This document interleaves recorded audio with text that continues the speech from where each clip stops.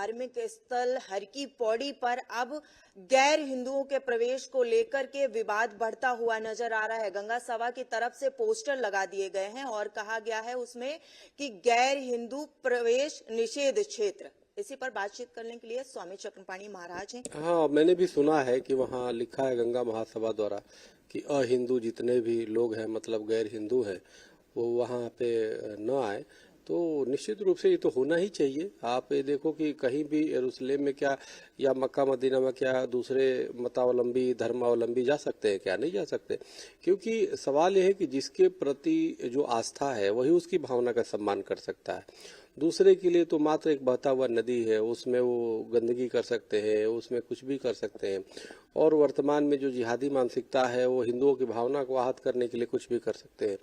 तो इसका कोई वो नहीं है। तो इसलिए मेरा मानना है कि निश्चित रूप से प्रतिबंधित होना चाहिए। मैं तो ये चाहता हूं कि काशी, मथुरा और जो है अयोध्या जी, इन जो धार्मिक हमारे क्षेत्र है, चाहे महाकालेश्वर हो, चाहे जितने पुरी है, जितने जो हमारे उत्तराखंड है, देवभूमि है, इन जगहों पे भी दूसरे जो मतांतर के लोग हैं, यानी कि जो खास तौर से विदेशी मतांतर के लोग, चाहे क्रिश्चियन हो, चाहे जिहादी मानसिकता के लोग हो, जो कट्टरपंथी हैं, उनको न किया जाए। उनको बोल दिया जाए कि भाई अगर जो आप सनातन के प्रति आस्था नहीं है तो कृपया कहीं और आप चले जाएं, और उनको भेजा जाना चाहिए।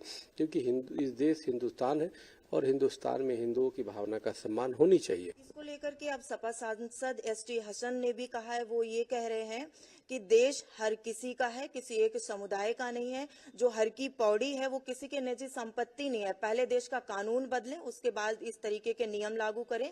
इस तरीके के जो लोग हैं वो देश में अशांति जो है वो फैला रहे हैं। एसटी हसन को तो जनगण मन भी नहीं आता है, वो तो राष्ट्रगान भी नहीं कर पाते बेचारे।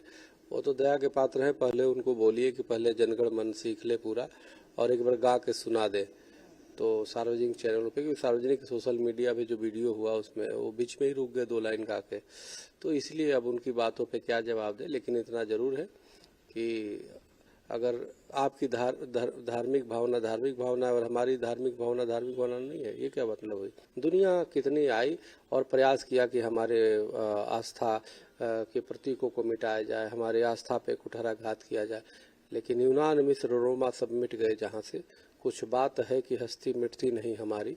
जिसने सर्वे भवन्ति सुखिनः सर्वे संत निरामय का श्लोक दिया, जिसने वसुधैव कुटुम्बकम का सूत्र दिया, पूरे विश्व को परिवार माना, किसी से नफरत घृणा नहीं किया, आज वही नफरत और घृणा के शिकार हो गया हिंदू सनातन। तो इसका मतलब ये है कि कहीं न कहीं दूसरे में खोट है और उनको अपने दृष्टि सुधारना चाहिए। कैमरा पर्सन दीपक के साथ शालू चौहान, हिंदी खबर, दिल्ली।